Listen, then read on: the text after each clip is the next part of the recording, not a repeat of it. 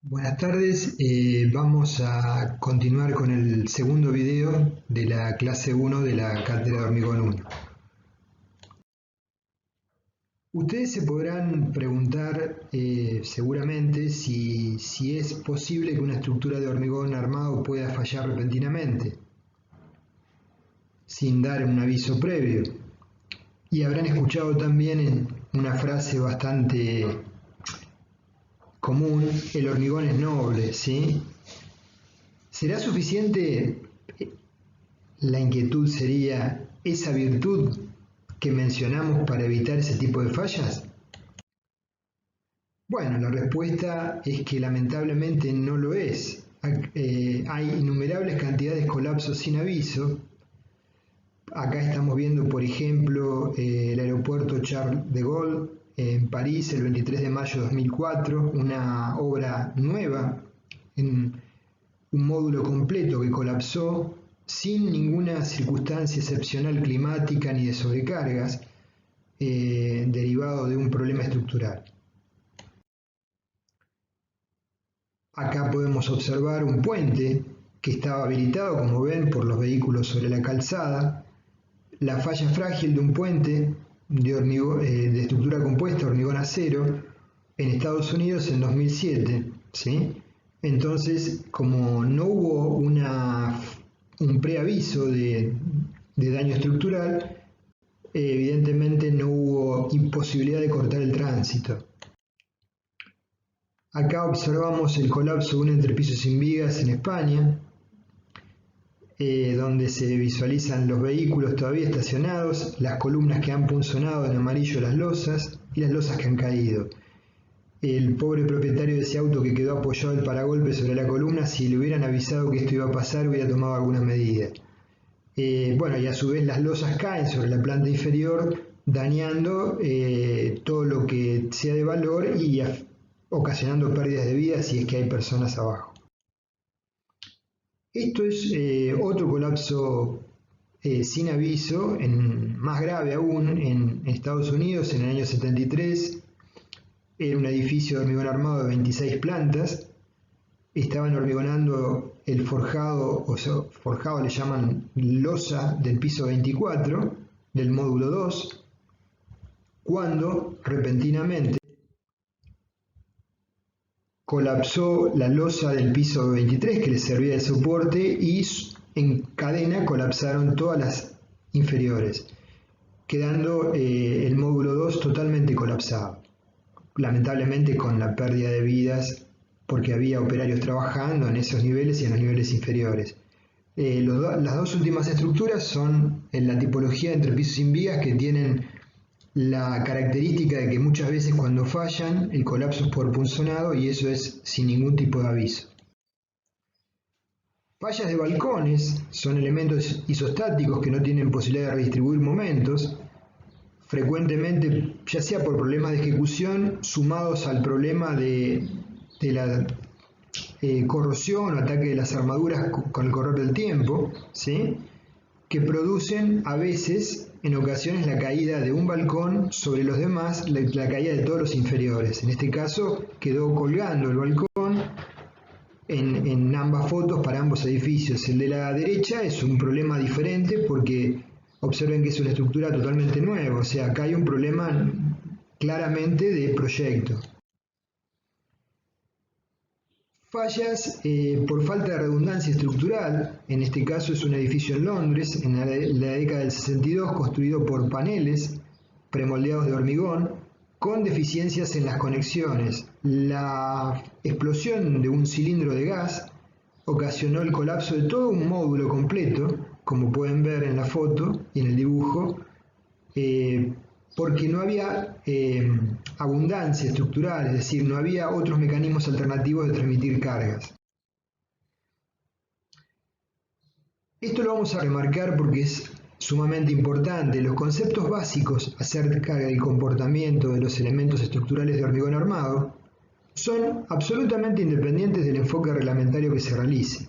Por ejemplo, la rotura-flexión de una viga subarmada, veremos que es una viga subarmada básicamente es una viga que va a romper en forma dúctil, como deseamos que rompa, tiene la cantidad de acero justa y necesaria, no tiene exceso de acero ni defecto.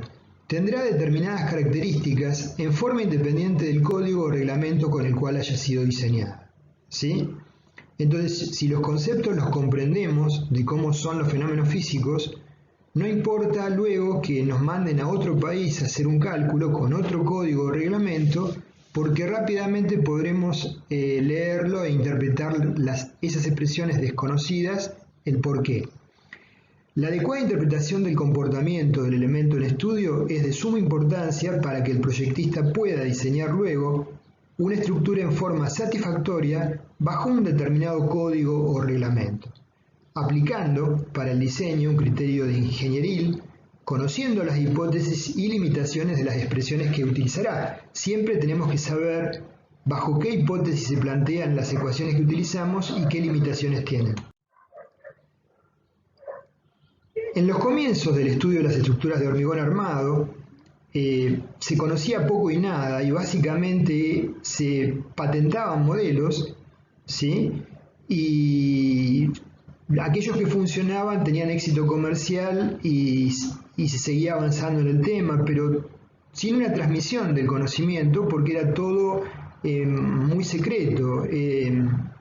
No se difundía como en la actualidad, que hay un intercambio entre países y universidades.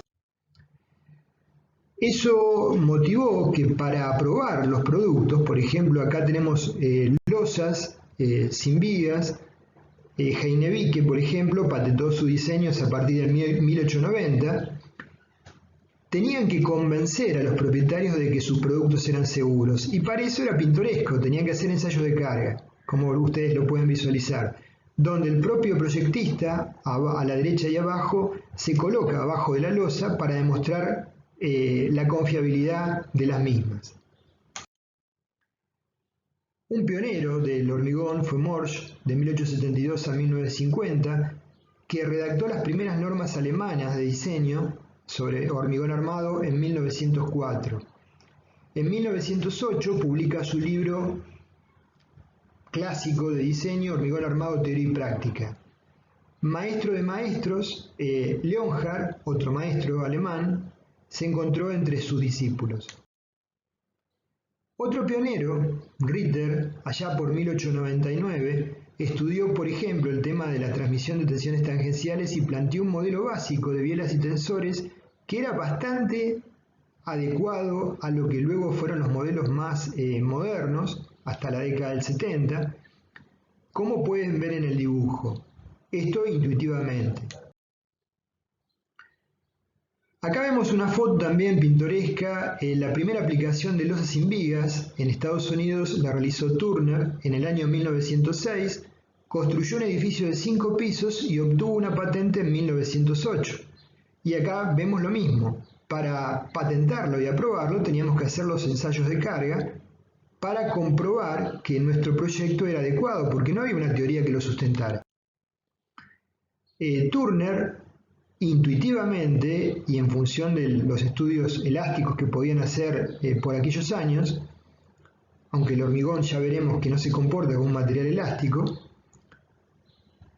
planteó una disposición de armaduras en los entrepisos sin vigas como la que ustedes pueden observar, que si bien es compleja y poco práctica, cumplimentaba razonablemente tomar las tensiones de tracción derivadas de las peso propio y sobrecargas. Un maestro de ingeniería, Robert Mayer, entre 1872 y 1940, autor de innumerable cantidad de obras realmente magníficas y puentes, este es en un entrepiso sin vigas en Suiza en 1910. Otra obra del mismo ingeniero, el puente en Suiza en 1929, un puente arco triarticulado como eran sus puentes arco, por las dificultades de cálculo inherentes que había en ese momento, ¿sí? Entonces la ampliación del detalle de las articulaciones, que son lugares complejos de materializar, están marcadas en el dibujo, y permitía tolerar al puente ciertos asientos diferenciales y variaciones de temperatura sin generar solicitaciones excesivas. El tema del puente lo vamos a ver en hormigón 2 con detalle. Una estructura, un ícono de la ingeniería de 1936 en la capital federal, en Buenos Aires, ¿sí? Un edificio en torre, un edificio actual en Puerto Madero, y a la derecha el edificio hasta el día de hoy más alto del mundo, de 828 metros de altura, el Burj Khalifa, creo que conocidos por todos. Bueno, para finalizar esta introducción básica, tenemos que remarcar algo. Cuando vayamos estudiando la materia y planteemos los diferentes temas y enfoques de diseño, veremos que tanto cuando planteamos el diseño de flexión o como cuando planteamos el diseño de tensores o muchos otros elementos, despreciamos la capacidad de tomar tracciones por el hormigón bajo cargas últimas. Ahora bien, esta es una hipótesis que concuerda satisfactoriamente con los ensayos, pero es solo una aproximación. ¿Y por qué lo es? Porque si fuera estrictamente real, no sería posible concretar las estructuras de hormigón armado. Sería inviable hacerlo. ¿Por qué nos preguntamos? Porque no podríamos anclar barras por adherencia, ¿sí? No podríamos lograr el anclaje de las barras de acero de la armadura en el hormigón, no podríamos emplear empalmes de barras por adherencia y, por ejemplo, las losas o bases sin estribos por corte fallarían, ¿sí? Los entrepisos sin vigas, por ejemplo, sin armadura de punzonado, también fallarían. Y hay un montón de fenómenos más que lo justifican. Entonces, nosotros muchas veces vamos a plantear hipótesis que son simplificativas y nos resuelven el problema, pero son solo aproximaciones. Bueno, gracias por su atención. Vamos a continuar con el próximo video.